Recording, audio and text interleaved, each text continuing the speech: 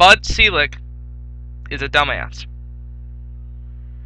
for not changing his mind about the Armando Galarraga perfect game.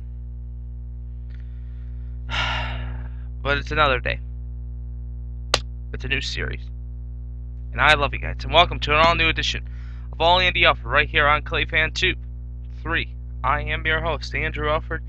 Gotta tell you, it's been an interesting week. Before I continue on, I'd like to send my congratulations to Jennifer and Mike Mondragon on their wedding yesterday. Congratulations. I bow down to you.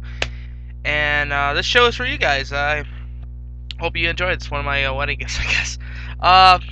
The Tigers are in action tonight. They'll be taking a 3-game road trip to Kansas City tonight, and it'll be Max Scherzer starting for the Tigers. He's 2-4 with a 6.42 ERA. He'll take on Chen, who's 1-0 with a 2.70 ERA. On the Saturday matchup, it will be Verlander, who's 5-4 with a 3.57, taking on Hoverlander, who's 5-3 with a 5.10 ERA. And the concluding matchup on Sunday, we'll have Jeremy Bonderman, who's 2-3 with a 3.72 ERA, take on Brian Bannister, who's 5-3 with a 4.73 ERA. The Indians, yesterday we covered the Tigers score, so I usually cover the score from yesterday, but we did the show yesterday, and the game ended, so we already covered the score. The Tigers did win yesterday, 12-6, which leads into Cleveland. Cleveland is now finishing up their big road trip of the season so far against the White Sox this weekend. They'll be taking on the Ozzie Guillen and the nutcase White Sox right now, because they win sometimes, they lose sometimes. Just saying. And I apologize if that was a rude comment to the White Sox fans who watch our show. Justin Matheson starts on the hill. He's 0-5 with a 5.87 ERA, and he'll take on John Danks, who's 4-4 with a 3.44 ERA. On Saturday will be Max Talbot, who's 6-4 with a 3.78 ERA, taking on Jake Peavy, who's 4-4 with a 6.23 ERA. In the concluding matchup on Sunday, we'll have Westbrook, who's 3-3 with a 4.36 ERA, taking on Mark Burley, the record is 3-6, 4.84 ERA. That is this weekend's matchups for both the Tigers and the Indians behind me. But yesterday in the major leagues, like I said, the Yankees beat the Baltimore Orioles 6-3.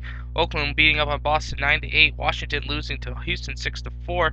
Florida beating up on Milwaukee 3-2. Texas losing to the White Sox 4-3.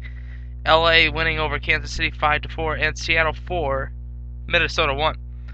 Looking at the AL Central standings, this is what it looks like. The Twins are 31-23, 5-5 in their last 10. The Tigers are 28-25, 3 games out of first place, 4-6 in their last 10. The White Sox are 23-30, they're 8 games out, 5-5 in their last 10. The Royals are 22-30, 10 games out, 4-6 in their last 10. They're like the Tigers, basically. The Indians are 19-33 and 11.5 back, 3-7 in their last 10. Yesterday the Mud Hens were in action. I did not get a chance to go down to the ballpark. Like I said, I saw 14 innings of baseball on Monday. I've had my fill for this homestand. Mud Hens took on Lehigh Valley and lost. The former Mud Hen pitcher, Nate Bump, got the win. He goes to 5-3 with a 2.96 ERA. Gonzalez got the loss. He goes to 4-5 with 3.46 ERA. Thompson, Hoover, and Ransom homered for Lehigh Valley. No home runs for the Mud Hens, and the Mud Hens will open up a 8-game road trip, which starts tonight in Rochester, and they'll be playing 4 games in Rochester, 4 in Lehigh Valley, then coming back to play 4 against Rochester and 4 against Norfolk. Tonight we'll see Kitchener on the mound for the Toledo Mud Hens. He's 1-2 with a 3.41 ERA. We'll take on Mullins, who's 3-3 with a 5.5 ERA. Be interesting to see how the Mud Hens do this weekend. After coming home for 4 games and then hitting the road, they played roughly 3 baseball games Tuesday and Wednesday within 24 hours. And then they had the official day off, Wednesday afternoon, because after the ball game, there's no game, and they had almost 12 hours to relax, and 24 hours to relax. It's good to go. Let's look at the IL West standings. The Clippers are 30-20. first place, 8-2 in their last 10. Now I'm worried about their schedule's coming up that they're going to be running into a lot of hot teams. Durham, um, the Yankees, Scranton Yankees, and a couple other teams. Toledo is 30-24, 4.5 back, 5-5 in their last 10. Indianapolis is 28-26, 6.5 back, 6-4 in their last 10. And Louisville is 24-30, 10.5 back, 4-6 in their last 10. Tonight, Game 3 of the Stanley Cup Finals. It will be Chicago taking on Philadelphia. Chicago leads the series 2-1, and it will be interesting. Tonight's game will be on Versus at 8 o'clock. It will be Versus or CBC, preferred on CBC, like I always said. I got a comment on my show from yesterday from White Sox 901. He says instant replay in baseball baseball does not need instant replay, period. After the Armando Galarraga situation, I think it's required that I think we really need instant replay in baseball. Bear in mind that the baseball will get longer and longer and longer. Use it for home runs, foul calls, and base path calls when it's really close. But like I said, couldn't the umpires get together after that call it safe?